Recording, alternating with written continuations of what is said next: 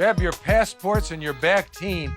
We're heading to Winnipeg, Canada, and a 36-year-old man who's obsessed with piercing his own flesh. It's a thrill. It's an endorphin rush. It is everything about me. Take my needle out of the sterile packaging, set it up to my skin, and slide the needle through. Piercing myself. Everything that I did up to and before piercing, I wasn't happy at. Now, I love it. I'm my own person. Nobody dictates the way that I look. 36-year-old Brent Moffatt calls himself the human pincushion and has been piercing himself for more than 15 years. I got into piercing myself when I was in nursing, when you're having to give each other IVs and intramuscular injections and stuff.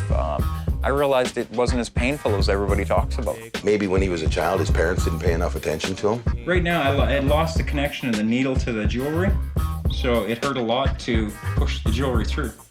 But I got it through. It's only pain. If I'm doing nothing, then I'm going to start thinking.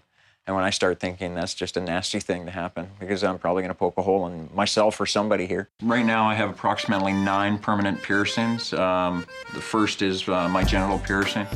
Obviously, you can't see it right now. Next would be my nipples, my chin, my labret piercing. Brent devotes 20 hours a day to piercing.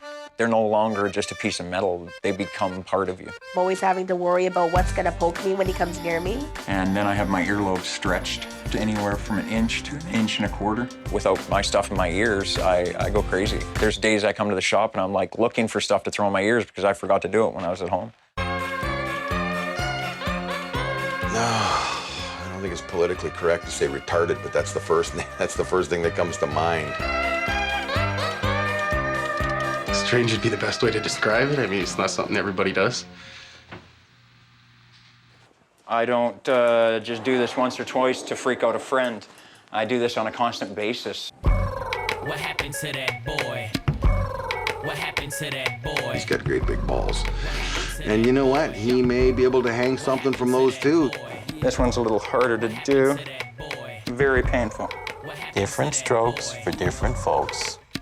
Where I pierced my chest many months ago, still you can see the dots, and they'll be there for 6 months to a year. Oh my God, yeah, he came out of the room one afternoon, he had pierced himself, and he had a couple of meat hooks hanging out of his chest, and it was like, oh, whoa, put a shirt on.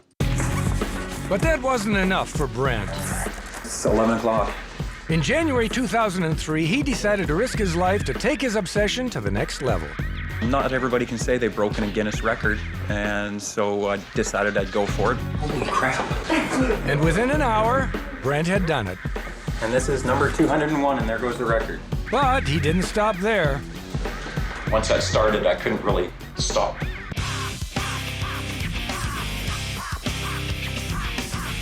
But halfway to his piercing goal, complications. I lost about 2 quarts of blood. I was going into shock. I was blacking out. My body was trying to shut me down. But I fought it right to the end and made it through. 7 hours after beginning, Brent had pierced himself 700 times. I really hope little kids aren't aspiring to be like Brent Moffatt. I really hope. 11 months later, Brent did it again with 900 piercings. But it's not over yet.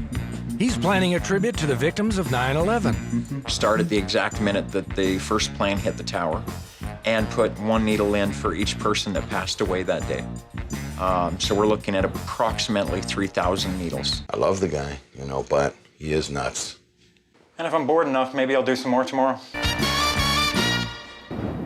I've got a new obsession for you, Brent. Running with scissors.